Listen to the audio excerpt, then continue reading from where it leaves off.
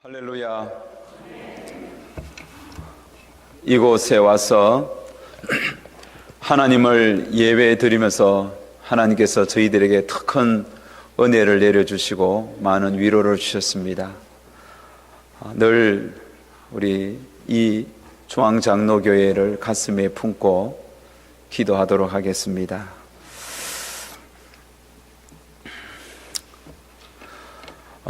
다윗이 기름 부음을 받았지만 그가 왕위에 오르기까지 참 많은 세월 인고의 시간을 가졌습니다.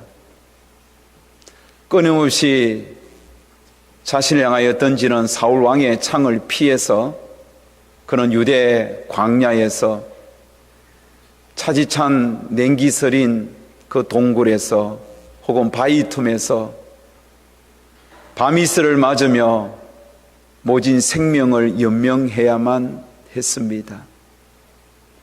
주변에는 사방으로 우겨쌈을 당하듯 많은 원수들이 그를 노리고 있었습니다.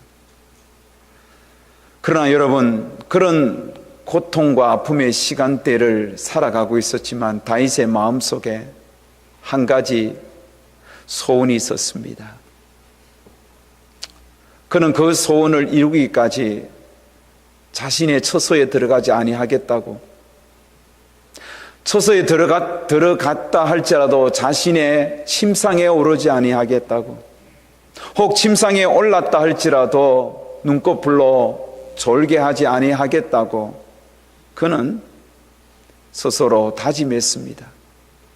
그렇다면 다윗이 그렇게 고통의 시간들, 아픔의 시간들, 그 인고의 시간들을 견디면서도 그 마음에 한 가지 소원이 무엇이겠습니까? 그 소원은 다른 것이 아니라 하나님의 궤를 발견하기까지입니다. 하나님의 궤를 발견하기까지 나는 내 침상에 오르지 않겠다. 그 마음의 소원은 어떻게 하든지 하나님의 궤, 내가 왕이 되면 반드시 하나님의 궤, 법궤를, 언약궤를 모셔오겠다는 것입니다. 그만큼 다윗은 하나님의 궤를 사모했습니다. 당시 하나님에게는 백성들 사이에 잊혀진 존재가 되었습니다. 그 하나님에게는 70년 동안 기랏 여아림 숲속의 동네라는 별명이 붙여진 그곳에서 많은 그 우상의 정각들이, 우상들이 그 숲속에 여기저기 가득 채워진 그 어느 한 집에서 방치되어 있었습니다. 하나님의 궤는 마치 백성들 사이에는 잊혀진 존재처럼, 나무 개짝처럼 누구 하나 찾지 않는 가운데 하나님의 궤는 아비나답의 집에 머물러 있었던 것입니다. 그런데 다윗은, 다른 사람들은 다 이 언약궤, 하나님의 궤를 잊어버렸다 할지라도 다윗은 그 하나님의 언약궤를 왕이 되면 반드시 찾겠다고 다짐하고 또 다짐했습니다. 세월은 다윗 편이 되었습니다. 그렇게 다윗을 죽이려고 길길이 날뛰던 사울 왕도 죽었습니다.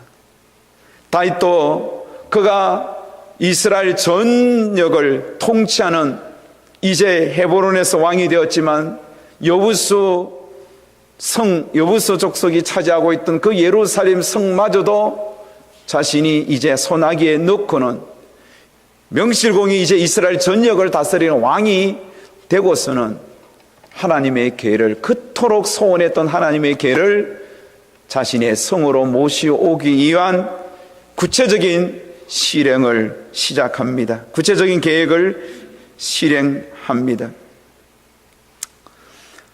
백성들도 다윗을 이제 왕으로 이미 추대했고, 다윗은 나라의 군사력도 어느 정도 안정을 취하였습니다.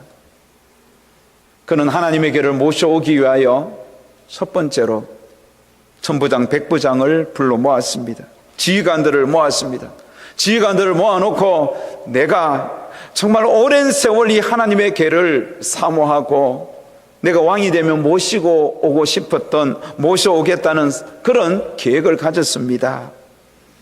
이런 소원을 이야기할 때 군 지휘관들은 다윗에게 이렇게 전적으로 동의하면서 말합니다. 백성의 눈이 이 일을 좋게 여김으로 온 회중이 그대로 행하겠다 한지라. 왕이시여, 왕의 뜻대로 하십시오. 우리는 왕이 하시는 모든 일을 전적으로 찬성합니다. 그러면서 천부장, 백부장, 백성들이 하나님의 궤를 집으로 모셔오려고 하는 다윗의 마음에 기쁨으로 동참하며 동의합니다. 지지합니다. 그 다음에 다윗이 두 번째로 준비한 것은 무엇이냐면 군사 3만 명을 뽑았습니다.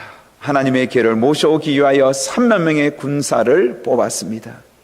그리고 세 번째 그가 준비한 것은 대규모 오케스트라를 준비합니다. 수금, 비파, 소고, 양금, 재금, 양각, 나팔, 이렇게 악기를 연주하는 사람들을 많이 모집했습니다. 이렇게 다윗은 하나님의 궤를 모셔오기 위한 이 일을 단순하게 다윗 혼자만의 행사로 기획하지 아니하고 국가적인 행사로 기획을 했습니다. 최대한 많은 사람들을 동원했습니다. 정말 웅장하고 멋진 악기를 준비했습니다. 다윗은 이렇게 만반의 준비를 한 후에 그동안 하나님의 궤가 오랫동안 머물고 있었던 기럇 여아림, 숲이 가득하게 차있는 그 동네로 갔습니다. 그리고 하나님의 궤를 찾았습니다. 먼지가 쌓여있는 버려진 나무 개짝처럼 그렇게 사람들, 백성들 사이 잊혀진 그 하나님의 궤를 정성껏 모시고 그 하나님의 궤를 새 수레에 싣고 이제 다윗 성을 향하여 행진하고 있습니다. 여러분 한번 생각해 보십시오. 하나님의 궤가 수레에 실린 채로 다윗 성으로 오고 있습니다. 앞에서는 각종 악기를 악단들이 연주하고 있습니다. 얼마나 웅장했겠습니까? 3만 명의 군사들이 그 하나님의 법궤가 다윗성으로 돌아오는 그 길을 따르고 있습니다. 대대적인 행사입니다. 하나님의 궤가 이제 하나님의 성 다윗성으로 돌아온다는 소식을 들었던 많은 백성들이 구경삼아 거리를 인산이례를 이루면서 그 행진 프레이드를 보고 있습니다. 그 행진을 보면서 백성들은 왕을 새롭게 봅니다. 왕을 높입니다. 이제 우리나라는 저렇게 하나님의 궤를 사랑했던 저 다윗 왕으로 말미암아 밝은 미래가 펼쳐질 것이야. 온 나라가 지금 축제 분위기입니다. 자, 하나님의 궤는 앞에는 아비나답의 손자인 아효가 따르고 뒤에는 또 다른 손자 우사가 따릅니다. 아효와 우사는 어린 시절부터 자신의 집에 어느 한 구석에 이렇게 방치되어 있던 그 하나님의 궤를 보고 자랐습니다. 저것이 뭔지는 잘 몰랐는데 어느 날 왕이 와서 그것을 정성껏 모셔가는 모습을 보면서 자신들도 우리 집에 있었던 이 하나님의 궤가 이것이 왕이 모셔가는 것이에 너무 흥분되어 그들도 이 하나님의 궤 앞뒤에 호위하면서 따라가고 있었습니다. 사람들의 주목을 받으면서 그들도 아마 가슴이 뿌듯했을 것입니다. 그런데 이 하나님의 궤가 성으로 돌아오는 그 행렬이 기돈의 타작마당에 이르렀습니다. 여러분, 타작마당은 말 그대로 타작하는 곳입니다. 타작하는 곳은 사방으로 탁 트인 공간입니다. 이렇게 바람이 많이 불어서 이렇게 곡식을 타작할 때 알곡과 가라지를 이렇게 충분히 구분할 수 있는 공간이지요. 그런데 그 타작마당에 왔을 때 갑자기 수레를 이끄는 소가 날뛰기 시작합니다. 그러자 하나님의 궤가 심히 흔들리고 땅에 떨어지려고 할 그때에 우사가 하나님의 궤를 잡았습니다.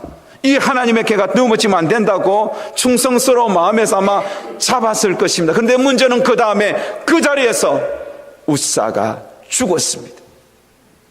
웃사가 죽었습니다.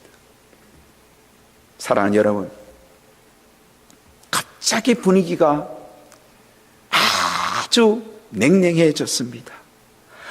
축제 속에서 흥분하면서 온 백성들이 그 행진 프레이드를 보면서 정말 기대가 가득했는데, 악단이 연주하면서 그렇게 웅장했는데 갑자기 하나님의 개가 떨어지려고 하는 것, 손을 잡았는데, 손을 뻗어서 잡았는데 그것이 그 자리에서 웃사가 죽었다 말입니다.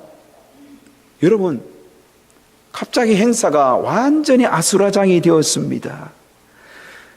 이 모습을 지켜보던 사람들이 큰 충격을 받았습니다. 다윗이 왕이 되고 적재적소에 배치되었던 다윗 왕을 이렇게 보좌했던 많은 신하들 큰 충격 받았습니다.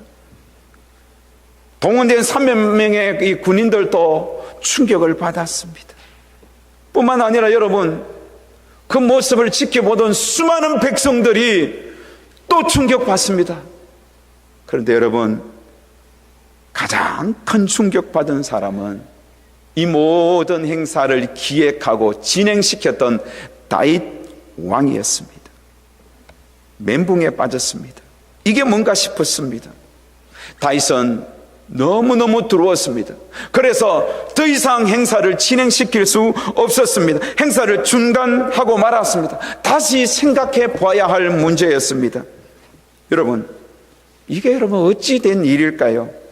누구의 잘못 때문에 이 행사가 중단되었을까요?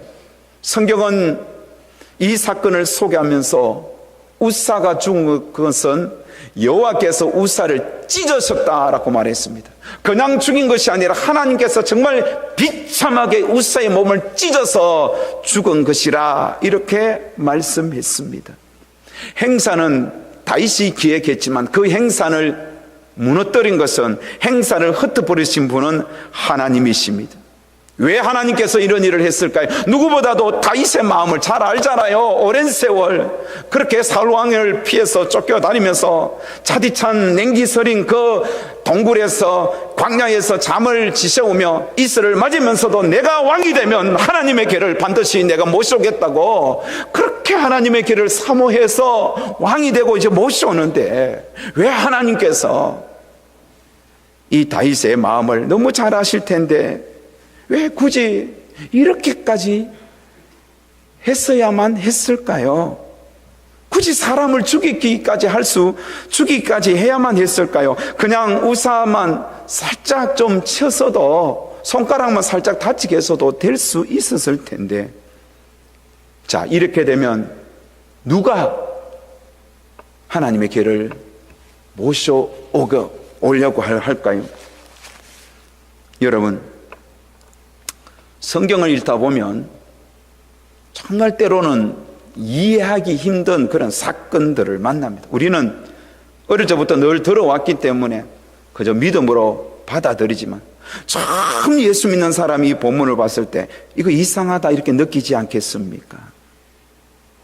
저는 제 인생에 일어나는 사건이라든지 내가 성경을 보다가도 내 이성적인 판단에 의하여 잘 받아들이지 않은 그런 내용들을 접할 때마다 항상 제가 새기는 절대적인 명제 하나가 있습니다.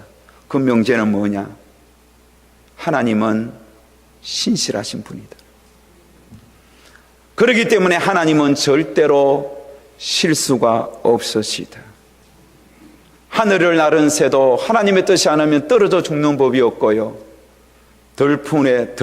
빈들에 피는 덜풀 하나도 하나님의 뜻이 아니면 피지 않는 법입니다. 하물며 사람의 태어나고 죽고 생사가 하나님의 뜻 없이 이루어진 것이겠습니까? 우사가 죽은 것은 이유가 있었기 때문이겠죠. 그러면 우사의 죽음, 이 사건을 통하여 하나님께서 지금 무엇을 깨닫게 해주십니까? 여러분, 우사가 죽게 된 이 사건은 우연이 아니라 원인이 있습니다. 그 원인이 오늘 저는 우사에게서 찾기보다도, 물론 우사에게도 잘못이 있지만은 다윗에게서 먼저 찾기를 원합니다. 이 행사는 분명히 하나님의 궤를 모시고 오고자 하는 다윗의 충정은 충분히 이해하지만은 하나님께서 보실 때 다윗이 지금 이 행사를 기획했는 것은 너무 무리했다는 겁니다. 너무 무리하게 이 행사를 다윗이 밀어붙였다는 것입니다. 모든 목적이 좋아도 방법이 하나님의 뜻 가운데 이루어져야 합니다. 하나님은 여러분 외모를 보시지 않습니다. 사람은 외모를 보지만 하나님은 우리의 중심을 보십니다. 하나님은 다윗이 이 행사를 주관하고 기획하고 진행시킬 때에 그 다윗의 마음을 하나님은 정확하게 꿰뚫어 보고 계셨습니다. 그러면서 하나님은 그것이 그 다윗의 중심을 보셨기 때문에 하나님 보시기에 마음에 맞지 않았기 때문입니다. 그러면 다윗이 무엇을 잘못했습니까? 그의 잘못은 몇 가지로 요약됩니다. 첫 번째 잘못은 뭐냐면 하나님과 의논하지 않았다는, 하나님께 묻지 않았다는 겁니다. 천부장 백부장 백성들에게는 물었지만 한 번도 하나님 앞에, 하나님, 내가 하나님의 궤를 모시고 싶은데 하나님의 뜻이 무엇입니까? 하나님이 원하시는 것입니까? 하나님께 물어야 돼요. 하나님께 묻지 않아요. 사람께는 물었지만 하나님께 묻지 않았습니다. 이게 첫 번째 문제예요. 두 번째 문제는 뭐냐? 군사 3만 명을 동원한 것입니다. 여러분, 군사 3만 명을 다윗이 왜 동원했다고 생각하십니까? 아마 이 하나님의 궤를 모셔올 때 블레셋이나 이런 이방인들이 쳐들어올 걸 예비해서 군사를 모집했을 것 같아요? 아닙니다. 이미 다윗은 모든 이방인들 다 물리치고 헤브론에서 왕이 되었지만 7년 6개월 이후에 이제 여호수 족속까지도 물리친 다음에 왕이 되었어요. 나라는 평화로웠습니다. 안정되었습니다. 그러니 굳이 외부의 침입을 막기 위하여 군사 3만 명을 준비할 필요는 없었습니다. 그렇다면 그가 3만 명을 준비한 것은 무엇일까요? 그것은 웅장하게 이 행사를 기획하고 싶었던 겁니다. 이 행사를 통하여 하나님의 궤를 모셔오는 이 일을 통하여 자신의 왕권의 위험성을 백성들에게 드러내고 싶었던 것입니다. 왕으로서의 자신의 권위와 위엄을 더 높이려고 하는 그런 의도가 그 심령에 깔려 있었다는 것입니다. 다시 요약하자면 하나님의 궤를 모셔오는 것, 그것을 통하여 자신의 정치적인 기반을 더 확고하게 다지려고 하는 매우 정치적인 계산이 깔린 상태에서 군사 3만 명을 동원했던 것입니다. 그리고 여러분, 악기를 동원한 것도 동일한 것이죠. 가능하면 웅장하게, 떠들썩하게 내가 왕이 되었고 이렇게 하나님의 궤를 모셔오는 과정 속에서 나는 이렇게 위대한 왕이야 라는 이 사실을 드러내고 싶었던 것이지요. 그리고 세 번째 잘못된 것은 뭐냐면 하나님의 궤는 수레에 모시지 않습니다. 하나님께서는 하나님의 궤가 얼마나 중요한지 가르쳐 주시면서 하나님에게는 반드시 레위 족속 고핫 자손이 어깨에 메고 모셔와야 된다고 그렇게 하나님이 말씀했습니다. 그런데 이 하나님의 언약궤를 어깨에 메지 않았습니다.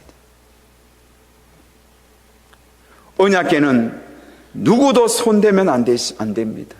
그런데 우사가 붙잡았다는 것은 전치사 아리를 썼는데 법궤를 대항하여 만졌다 이런 뜻입니다.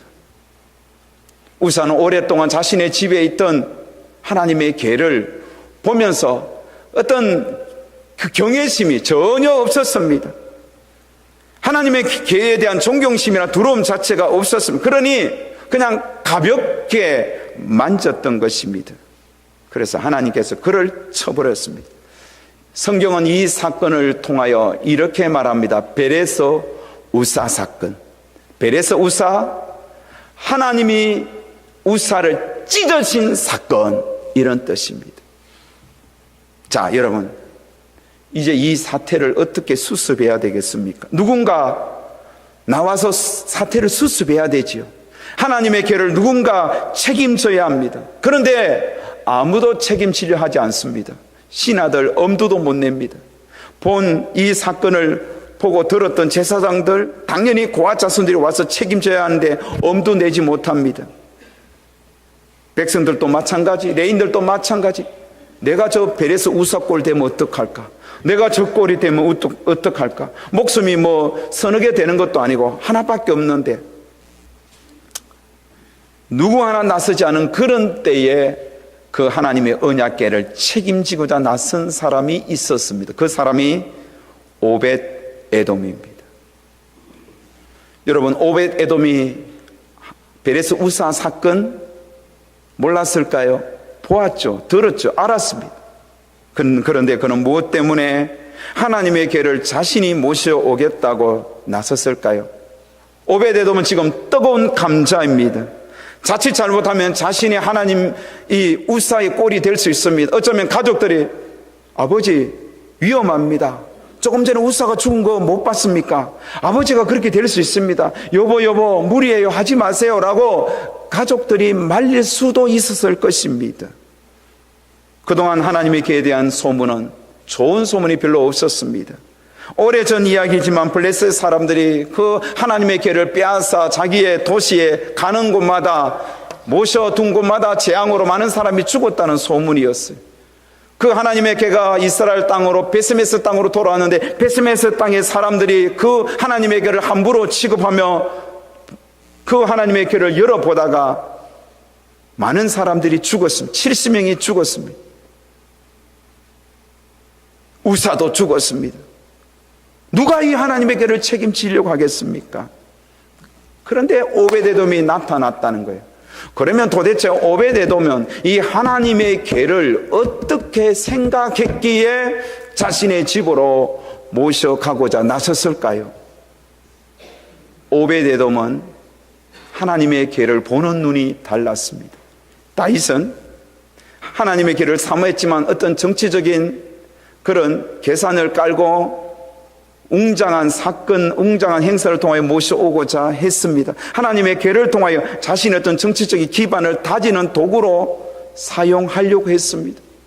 하나님의 궤를 우사는 늘 보았던 것 때문에 어떤 경각심이나 어떤 존경의 대상 이런 거 없이 그냥 가볍게 취급했습니다. 그러나 오벳에돔은 하나님의 궤를 보는 눈이 달랐어요.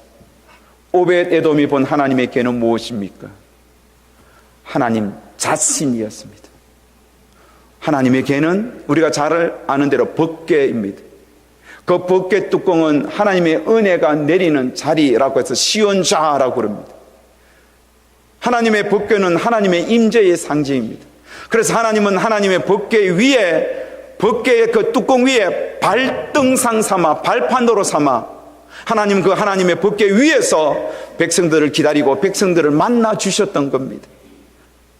오벳에돔은 하나님이 서 계시는 그 하나님의 궤를 늘 사모했고, 그 하나님의 궤를 향하여 하나님의 영이 임재해 계시고 하나님의 영광이 충만한 곳으로 오벳에돔은 보았습니다. 그래서 그는 하나님의 궤를 집으로 모셔가는데 하나님을 모시듯이 온갖 정성을 다하여 하나님의 궤를 자신의 집으로 모셔간 것입니다. 그만큼 그는 하나님을 사모했고 하나님과 친밀한 자였습니다.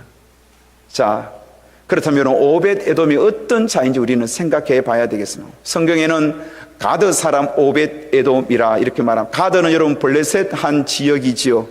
그러면 이방인이 하나님의 궤를 모셔갔다, 이것은 여러분 말이 되지 않습니다. 하나님의 궤는 레위 족속만이 모셔갈 수 있습니다.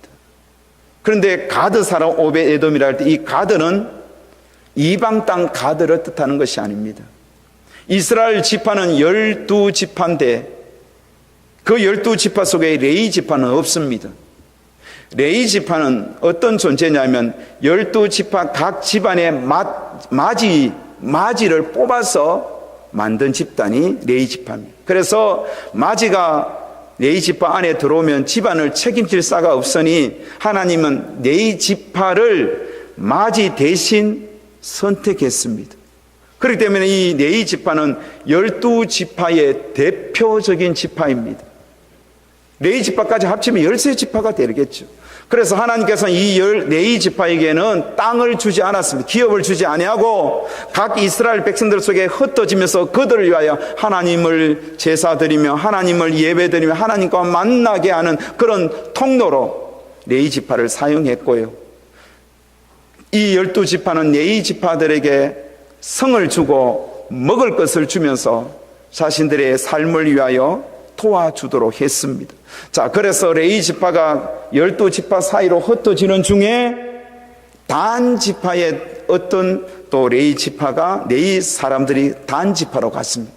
단 지파 땅에 이르니 단 지파 사람들은 자신의 땅에 온 네 족속을 위하여 네 성읍을 주었습니다. 그 네 성읍 중에 하나가 뭐냐면 바로 가드리몬입니다. 가드리몬.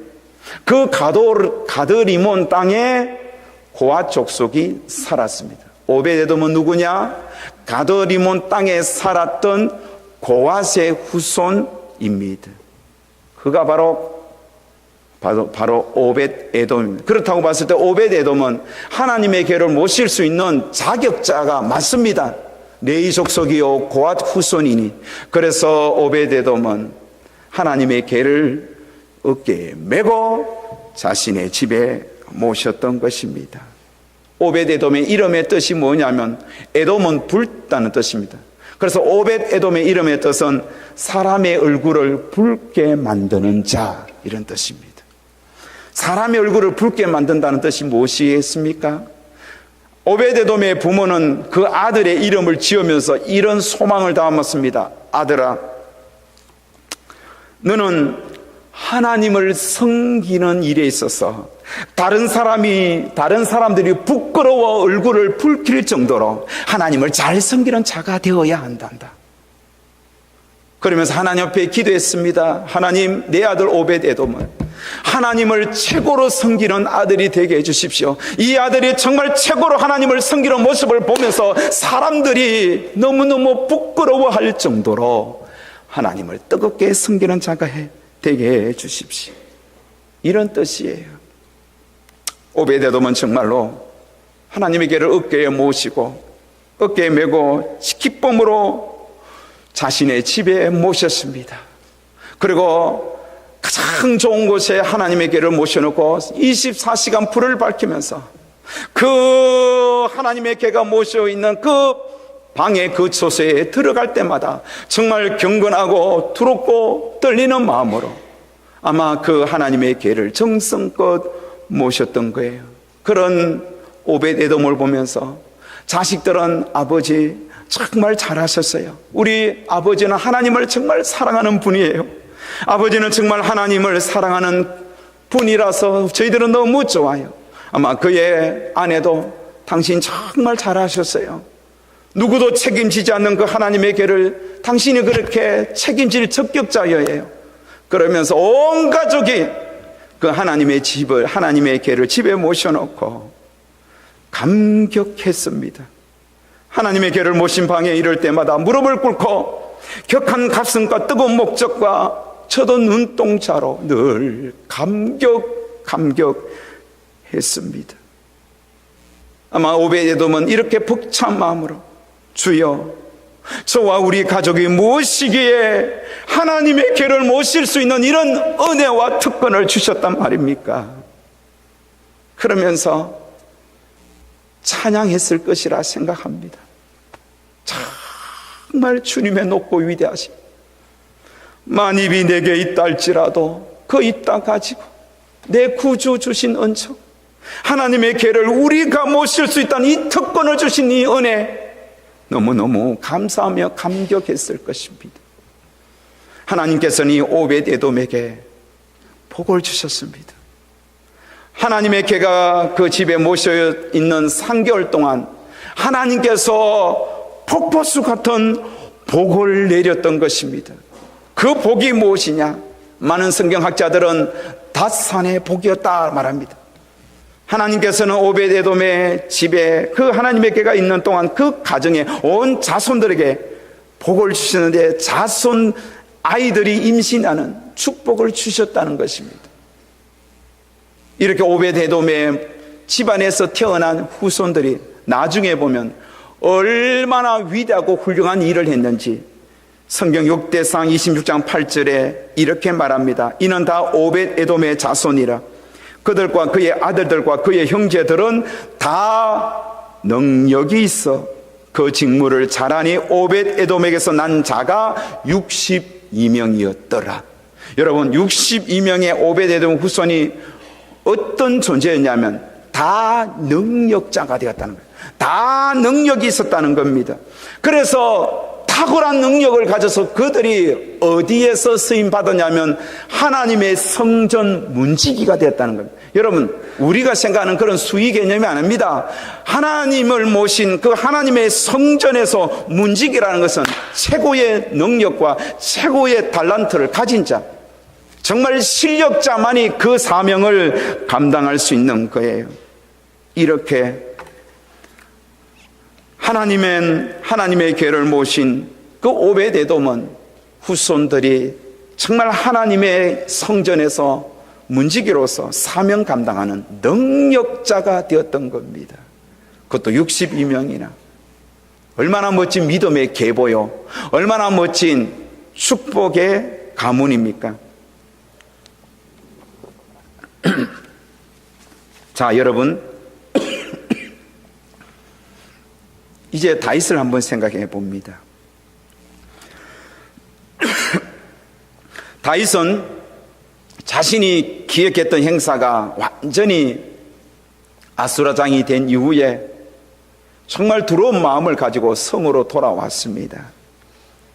마음이 편치 않습니다. 잠자리에 들어도 잠이 오지 않습니다. 이게 뭔가, 내가 이토록 하나님의 궤를 사모했는데 이게 웬일인가? 우사의 자기 눈앞에서 찢겨 죽는 모습을 보면서 충격을 받았습니다. 그러면서도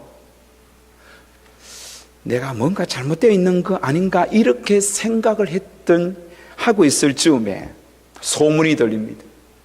오벳에돔이 하나님의 궤를 모셔갔더라. 그리고 또 시간이 지나서 또 소문이 들립니다. 하나님의 궤를 모셔간 오벳에돔이 복을 받았더라. 그 후손들이 자손 아기를 임신하였더라. 그 후손들이 잘 된다더라. 그런 하나님의 궤를 모셔갔던 오벳에돔의 집에 하나님의 복이 쏟아진다는 사실, 그 소문을 들었을 때 다윗이 순간 부끄러워집니다. 얼굴이 붉어집니다. 자신은 이렇게 부끄러워.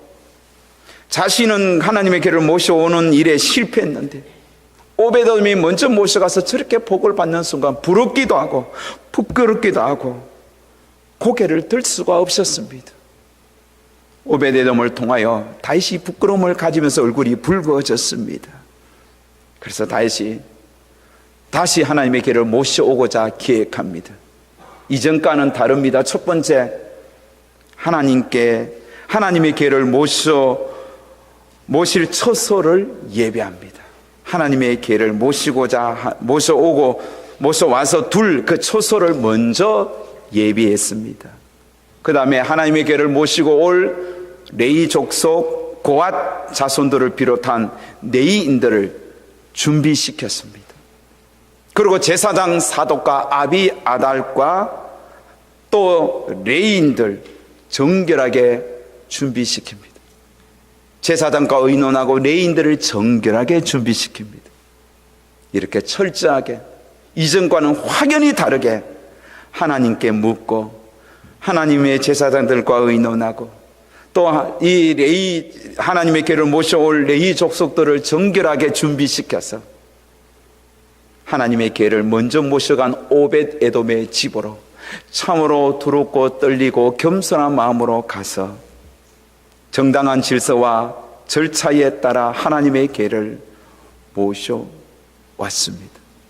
아무 일 일어나지 않았습니다.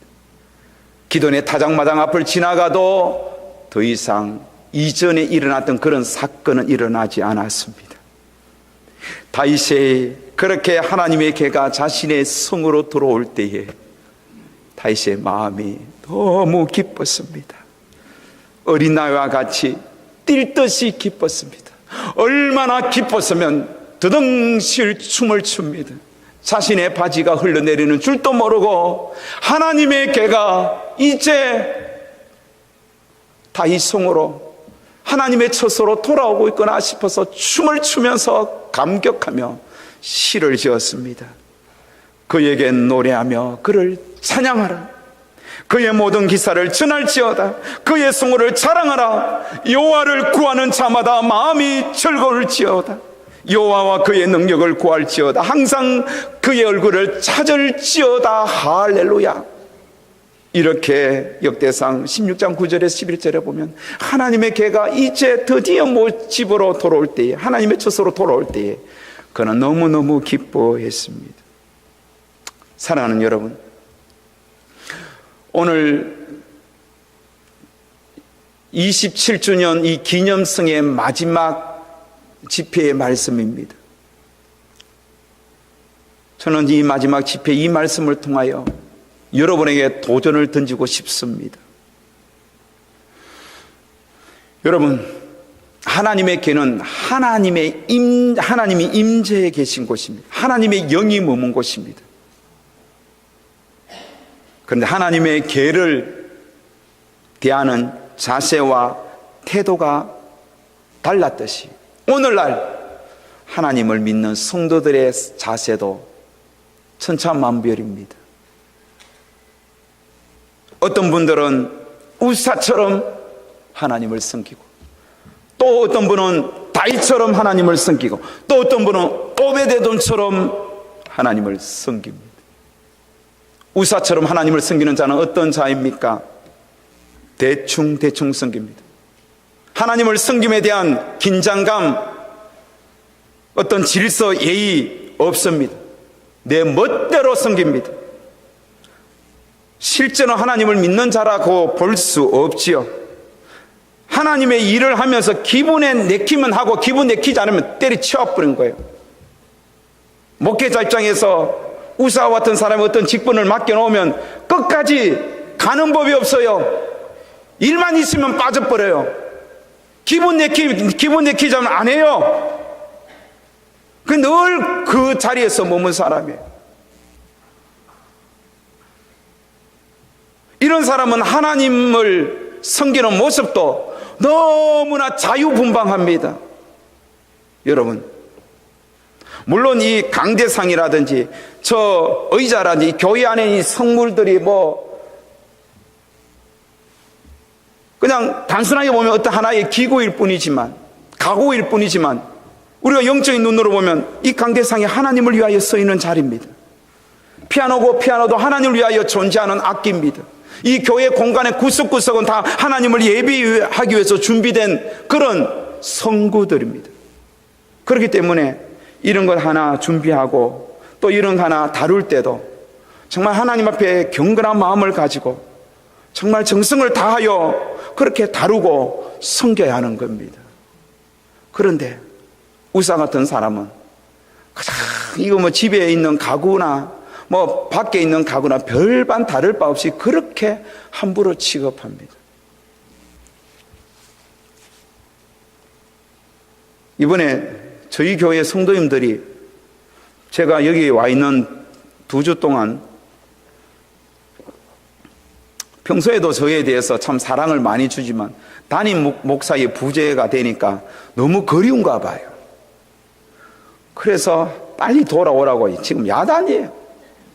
평소에 그렇게 사랑을 좀 많이 주지. 그런데 제가 뉴욕에서 집회를 하고 왔는데 뉴욕 집회의 영상을 다 본 거예요.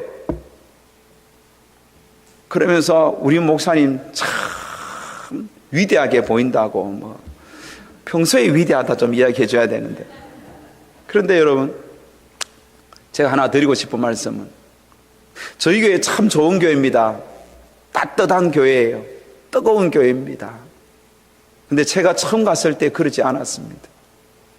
처음 갔는데 교회가 중고 가구점 같더라고요.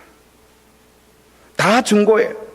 강대상도 나무 교회 버리는 거 받아가 또 씌워놓고, 내 목양실 책상도 인테리어 하는 집사님이 어디에서 일을 했는데 설만한 거 누가 버린 거 그거 갖다 놓았어요. 내 책상.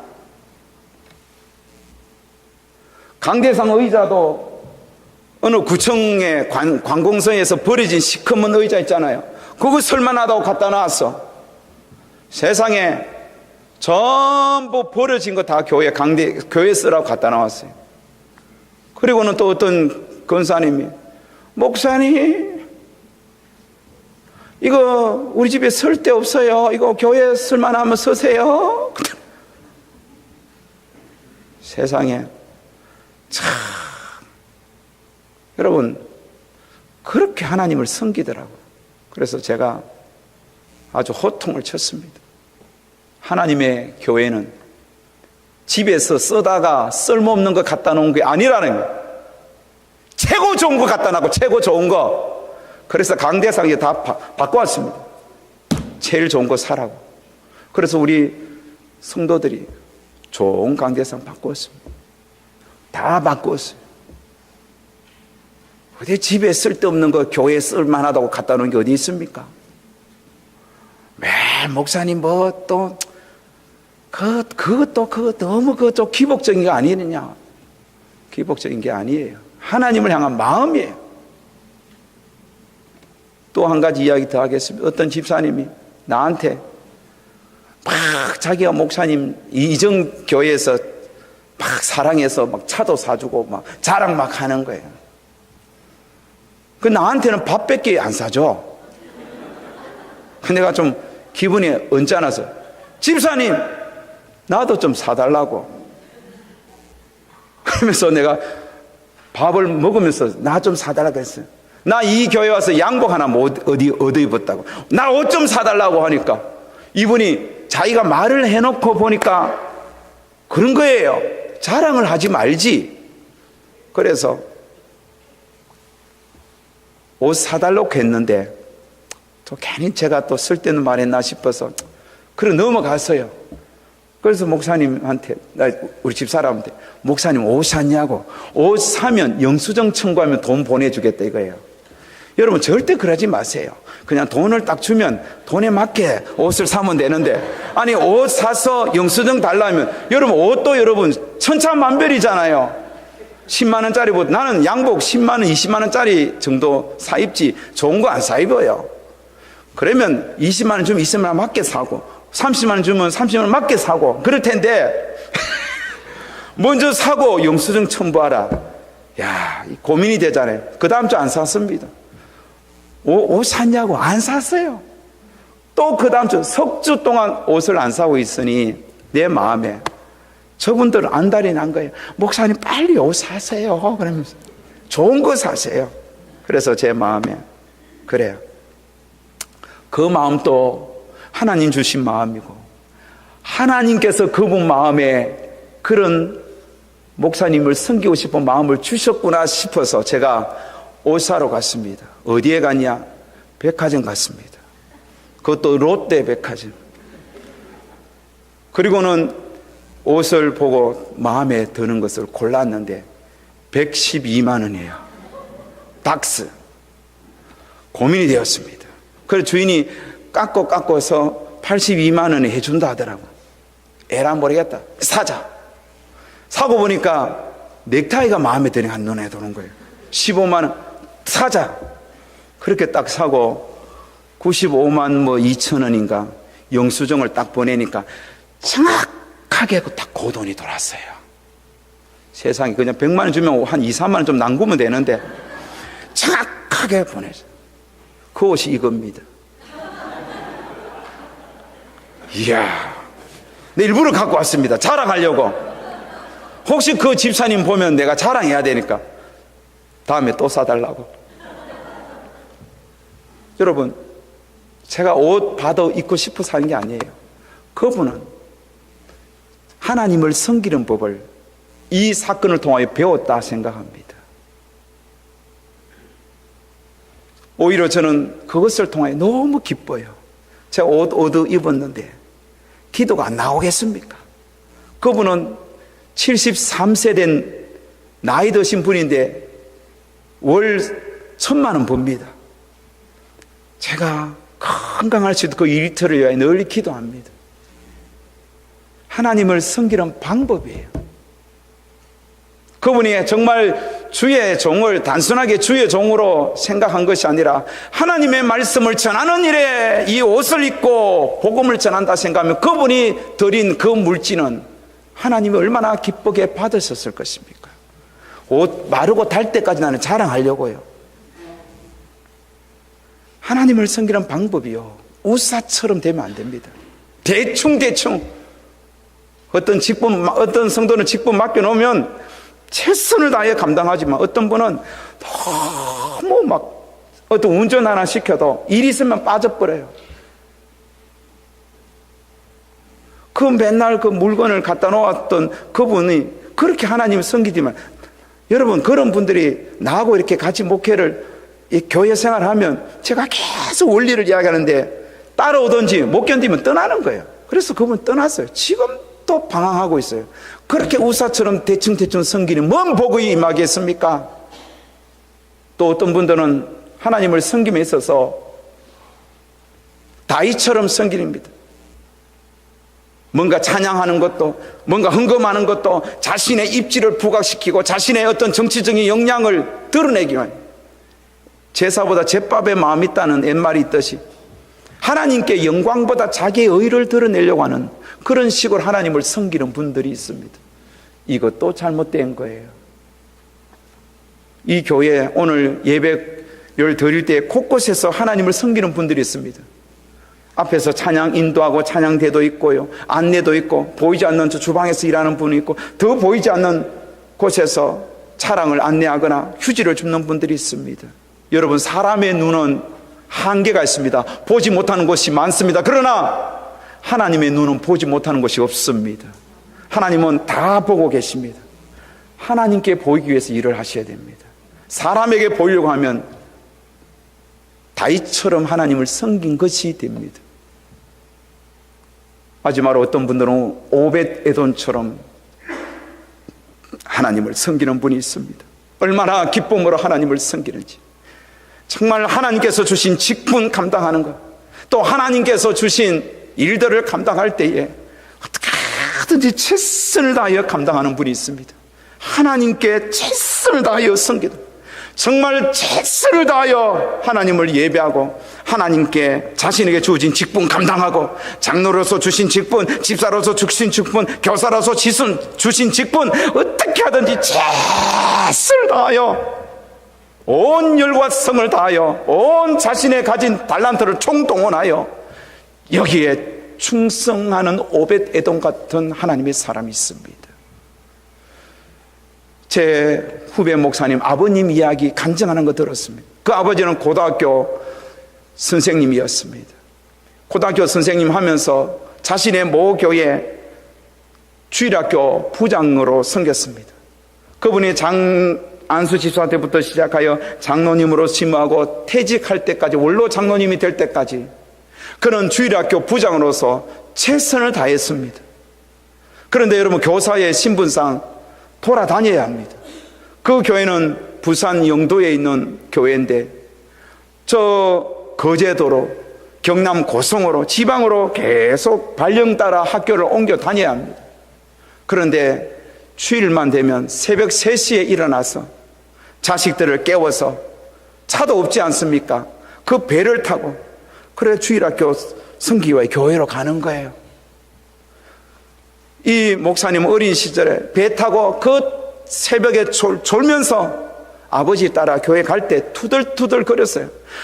아버지, 집 앞에도 교회 많은데 뭐 때문에 이렇게 멀리 교회 가냐고. 그럴 때마다 그 아버지는 잠잠고 그 아이를 잠잠하게 그렇게 시키면서 하나님을 섬기는 일에, 또 내가 가르치려 할, 섬겨야 할 아이들이 교회에 기다리고 있다고. 그러면서 새벽 3시에 배 타고 가서 또 육지에 차 타고 가서 9시 전에 도착하여 자기에게 주어진 사명 다 감당하고 밤 늦은 시간에 또 배 타고 집으로 돌아오곤 했다는 거예요. 그 목사님은 그런 이야기를 했습니다. 우리 아버지가 내 신앙의 멘토라고. 나는 우리 아버지를 보면서 하나님은 저렇게 섬겨야 한다고, 자신에게 주어진 직분 감당함에 있어서 최선을 다하는 내 아버지가 존경스럽다고. 여러분, 그분이 학사 장교가 되고 특공대 소위로 인간받아 이제 집을 떠나는 날입니다. 새벽에 이제 자신에게 주어진 직분을 감당하기 위해 떠나는 그 아들을 부산역까지 이렇게 태워줘서 배웅할 수도 있었을 텐데, 그 아버지는 집을 떠나는 아들의 어깨에 손을 얹고 축복 기도해 줍니다. 그리고 아들 잘 가거라, 내가 너를 위해서 기도하겠다고. 그러면서 그 아버지는 새벽 기도 가는 거예요. 그렇게 하나님을 섬기는 거예요. 이게 바로 오벳 에돔이 아닙니까? 여러분, 저는 아직도 제 딸 사건 이후에 이 소송이 해결되지 않았습니다. 워싱턴 주 법 자체가 아주 고약하더라고요. 그러니 우리 아이가 보상받을 길이 지금 별로 없어요. 변호사를 선임하고 변호사를 통하여 우리 아이의 지금까지 살아왔던 인생을 정리하면서 각종 서류를 준비하면서 우리 아이가 쓴 페이스북, 그 다음에 일기장, 초등학교, 중학교, 고등학교 생활기록부 다 뗐어요. 건강기록부 떼고, 이 아이가 살았으면 정말 이런 인생을 살았을 것이라고, 그렇기 때문에 당신들 거기에 합당한 보상을 해야 된다고 그렇게 서류를 준비하는데, 제 아이의 페이스북을 처음 제가 보았습니다. 그 전에 친구 맺지 않아서 나도 페이스북 거의 하지 않았고, 제 아이의 쓴 글, 일기, 그리고 이 아이가 교제했던 그 친구들이 아이의 페이스북에 남긴 글들을 쭉 읽는데 눈물이 뚝뚝뚝뚝 떨어지는 거예요. 그 아이가 쓴 글에는 항상 이런 단어로 도배되어 있었습니다. 하나님의 은혜 감사합니다. 하나님 영광을 위하여 살겠습니다. 그래서 어떤 그의 친구가 이런 글을 써놨더라고요. 하람아, 너의 글에는 항상 하나님이 있구나. 항상 하나님이 있구나. 여러분, 유학 오기 전에 엄마 따라 그 20대 젊은 아이가 새벽잠이 많은 때도 그 새벽에 불평 한마디 하지 않고 엄마 따라와서 40일 동안 유학하기 때문에 기도로 준비해야 된다고 새벽 기도 따라왔어요. 저는 생각했습니다. 얘가 천국 가기 위하여 자기만의 특별 새벽 기도 가졌구나. 그리고 자기 수준에 돈 23만 원 있었어요. 떠나기 전 주에 하나님 앞에 다 바쳤습니다. 왜? 하나님께서 내 공부 책임지실 것이라는 그런 믿음 때문에. 우리 딸의 아이가 피아노 전공도 하지 않았는데 얼마나 피아노를 잘 쳤는지 몰라요. 지저스 디사이플 무브먼트라고 JDM이라는 우리 합동측 그 교단 선배 목사님이 만든 선교회가 있어요. 저 강원도 춘천을 중심으로 해서 아주 뜨겁게 청년 운동을 일으키는 그런 선교회인데, 그 선교회 1학년 때 가기 전에 엄마 아빠에게 이 선교 단체에 대해서 계속 물어보고, 우리가 뒷조사 다 하고, 얘야 정말 건강한 선교회구나, 들어가거라. 그곳에 들어가서 매일 학교 수업 마치고 또 그 동아리 방에 와서 기도회 하고, 그러면서 그 아이가 들어간 지 얼마 안 돼서 반주자가 되었습니다. 역대 1학년짜리가 반주자가 된 자가 그런 적이 없대요. 그러면서 이 아이가 그 전국 주 반주자가 되어 대학교 수련회, 청소년 수련회 얼마나 열심히 반주를 했는지 연습하고 이 팔이 아파서, 팔뚝이 아파서 파스를 붙여가면서 반주를 한 거예요. 그 모습을 지켜보는 윤태호 그 목사님, 그 아이를 축복해주는 그런 기도문을 또 적어 놓았던 것이죠. 저는 제 딸을 보면서 이 아이가 정말 하나님을 만난 그 뜨거운 가슴으로 20년 동안 쫙 달려가다가 천국문으로 들어갔구나. 저는 제 아이의 인생을 이렇게 그의 글들을 통하여, 그의 또 그 생활 기록부에 보면 얼마나 선생님들이 그를 칭찬했는지 몰라요. 이 아이의 모습을 보면서 제 얼굴이 붉어졌습니다. 아빠지만, 목사지만 부끄럽구나. 초등학교 때 성경 오독했습니다. 초등학교 때 벌써 나니아 연대기 1000몇백 페이지 되는 그거를 5번씩 읽을 정도로.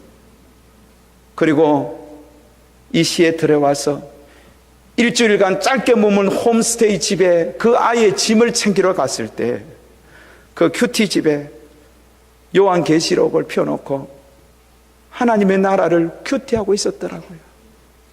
그렇게 이 9월에 시애틀의 맑은 가을 하늘을 그렇게 사진 찍어 보내면서 가야 할 본향 하늘을 사모했던 거예요.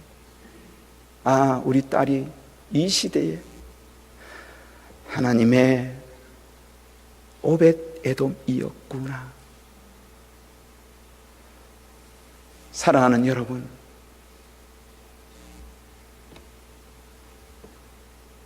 부귀 영화도 명예도 권세도 세상의 쾌락도 순식간에 지나갑니다. 언젠가 주님 앞에서 다 서게 될 것입니다. 주님은 계산합니다. 너 이 땅에 살았을 때에 얼마나 돈 벌었냐, 얼마나 좋은 차 탔냐, 얼마나 좋은 직업을 가졌냐, 얼마나 좋은 곳에 놀러 다니면서 여행했냐, 그거 묻지 않습니다. 하나님은 한 가지 묻습니다. 내가 너에게 준 생명 가지고 이 땅에 살면서 얼마나 나를 위하여 섬겼니? 너로 말미암아 너의 신앙을 보고 너가 하나님을 향하여 열정으로 달려가는 모습을 보고 얼마나 많은 사람의 얼굴을 붉게 했니? 이런 하나님의 질문 앞에 하나님, 나 이렇게 하나님을 섬겼습니다. 내게 주신 재능과 내게 주신 물질과 내게 주신 다양한 경험과 지식을 통하여 최고로 하나님을 섬겼습니다 라고 하나님 앞에 자신 있게 내어놓을 수 있다면, 그래, 착하고 잘하였도다, 충성된 종아, 너가 오벳 에돔이구나, 그렇게 하나님께서 칭찬하지 않겠습니까? 기회가 여러분에게 많이 주어져 있습니다. 주님을 잘 한번 섬겨보시기 바랍니다. 우리 이렇게 찬양 한 곡하고 한번 기도하고 오늘 집회를 마무리했으면 좋겠습니다. 오직 주의 사랑에 매여 내 영 기뻐 노래합니다. 이 소망의 언덕 기쁨의 땅에서 주께 사랑 드립니다.